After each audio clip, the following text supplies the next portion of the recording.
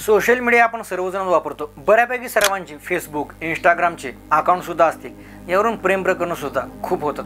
पण यातूनच एका तरुणीचा मृत्यू झाला आहे, ज्याला कधी भेटली सुद्धा नाही, जो कोणी ओळखीचा सुद्धा नव्हता। त्याच्या प्रेमात पडून त्या मुलीने आत्महत्या केली आहे आणि आत्महत्येचं कारण तर पूर्ण धक्कादायक असं आहे, कारण तिच्या मैत्रिणीने तिला धोका दिला आहे। तुम्ही फेसबुक, इंस्टा किंवा अन्य सोशल मीडिया वापरत असाल तर ही स्टोरी तुमच्यासाठी आहे। तिने आत्महत्या का केली आणि काय आहेत कारण हेच आपण या व्हिडिओच्या माध्यमातून पाहणार आहोत। नमस्कार, मी सागर आणि तुम्ही पाहताय तुमचा आवडता चॅनल सागर हिट्स। मिळालेल्या माहितीनुसार साताऱ्यातील एक 24 वर्षीय तरुणी, जिला एक दिवशी इंस्टाग्रामवर एक फ्रेंड रिक्वेस्ट येते मनीष नावाने। ती ॲक्सेप्ट करते। पुढे चॅटिंग चालू होतं, एकमेकांची ओळख होते, एकमेकांच्या आवडीनिवडीवरून गप्पांचे प्रमाण वाढतं। इतकं जास्त प्रमाण वाढतं की तरुणी मनीषच्या प्रेमात पडते, भावनिक होते। मग प्रेमाच्या गप्पा सुरू होतात। मनीष सुद्धा जास्त वेळ त्या तरुणीशी बोलत असतो, पण हे प्रेम इंस्टावरचं असल्याने त्या दोघांनी एकमेकांना पाहिलंच नव्हतं। न पाहताच या तरुणीने मनीषच्या प्रेमात पडली होती।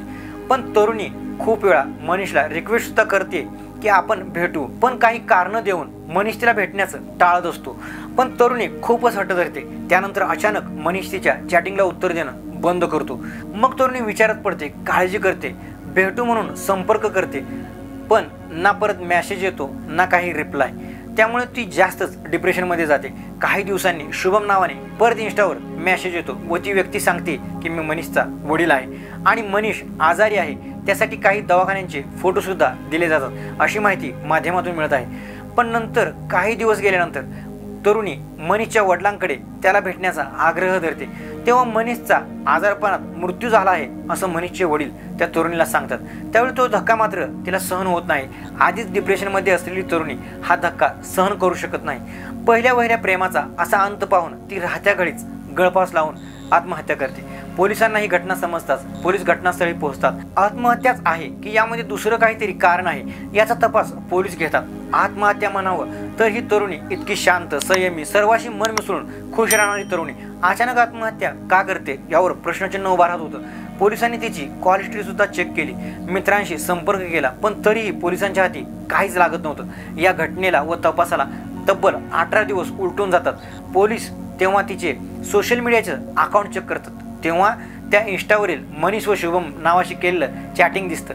ते सर्व चॅटिंग पाहून मनीषच्या मृत्यूचा धक्का सहन न झाल्याने आत्महत्या केली आहे असा प्राथमिक अंदाज लावला जातो। त्यानंतर मनीष व तिच्या वडिलांचा शोध सुरू होतो, पण मनीष आणि त्याच्या वडिलांचा काही केल्या शोध लागत नव्हता। तेव्हा सायबर सेलच्या मदतीने या दोन्ही अकाउंटचे डिटेल चेक करण्यात आले आणि तेव्हा धक्कादायक अशी बातमी समोर आली।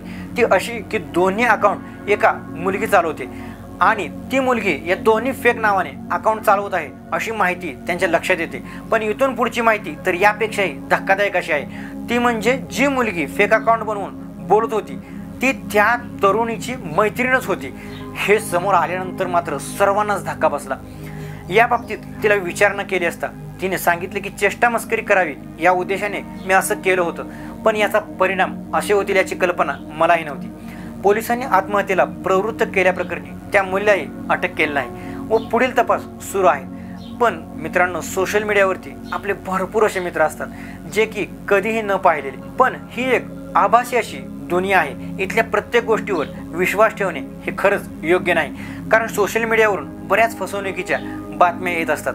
त्यामुळे याचा वापर सावधतेने करणे गरजेचं आहे। सोशल मीडियावरती डोळे झाकून कधीही कोणी विश्वास ठेवू नका, कारण या गोष्टी जितक्याच चांगल्या आहेत तितक्याच वाईट सुद्धा आहेत। एखाद्या गोष्टीत किती गुंतावं हेही आपल्याला समजायला हवं, कारण अशा कारणाने एखाद्याला जीव सुद्धा गमवावा लागतो। आणि अशी फेक अकाउंट करून चेष्टा मस्करी तर बिलकुलच करू नये, कारण यामुळे माणूस एकटा पडत जातो व नैराश्यातून टोकाचा निर्णय सुद्धा घेतो। त्या मुलीची फक्त एक चुकीची चेष्टा एखाद्याच्या मृत्यूचं कारण बनली।